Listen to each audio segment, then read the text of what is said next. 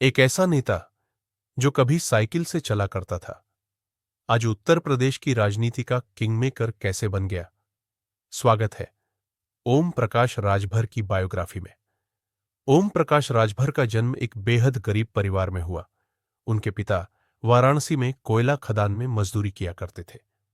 घर की हालत इतनी खराब थी कि ओम प्रकाश राजभर को कम उम्र में ही जिम्मेदारियां उठानी पड़ी। संघर्ष के उन दिनों में उन्होंने टेम्पो चलाया और सब्जियां तक बेची ताकि घर का खर्च चल सके। ओम प्रकाश राजभर का जीवन वाकई फर्श से अर्श तक पहुंचने की कहानी है। एक पारिवारिक पृष्ठभूमि। ओम प्रकाश राजभर का जन्म 15 सितंबर 1962 को वाराणसी के फतेहपुर खौदा गांव में हुआ। परिवार की आर्थिक स्थिति बेहद कमजोर थी। मजबूरी में उन्होंने बचपन से ही खेती की और लगभग 2.5 साल तक वाराणसी की सड़कों पर टेम्पो चलाया। खर्च निकालने के लिए उन्होंने सब्जियां भी बेची। उनकी पत्नी का नाम हीरा देवी है। उनके 2 बेटे हैं, अरविंद राजभर और अरुण राजभर।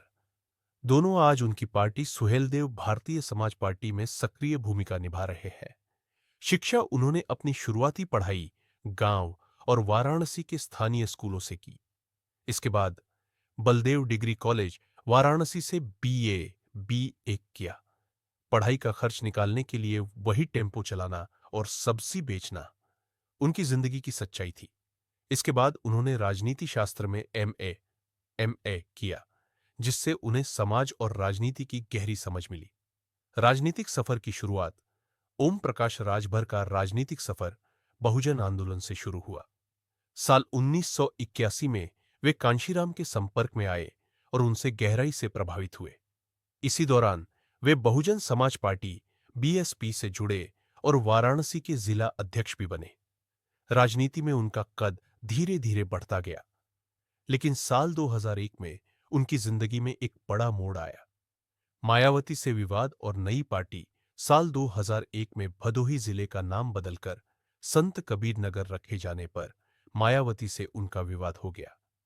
राजभर का मानना था कि भदोही का इतिहास उनके समाज से जुड़ा हुआ है। इसी मतभेद के चलते उन्होंने 2002 में BSP छोड़ दी और फिर 27 अक्टूबर 2002 को उन्होंने अपनी पार्टी बनाई, सुहेलदेव भारतीय समाज पार्टी SBSP। इस पार्टी का उद्देश्य था राजभर समाज और पिछड़ी जातियों को हक दिलाना। सत्ता, गठबंधन और किंगमेकर की छवि। ओम प्रकाश राजभर अपने तेज बयानों और गठबंधन बदलने की राजनीति के लिए जाने जाते हैं। 2017 विधानसभा चुनाव में उन्होंने BJP के साथ गठबंधन किया और गाजीपुर की जहूराबाद सीट से विधायक बने।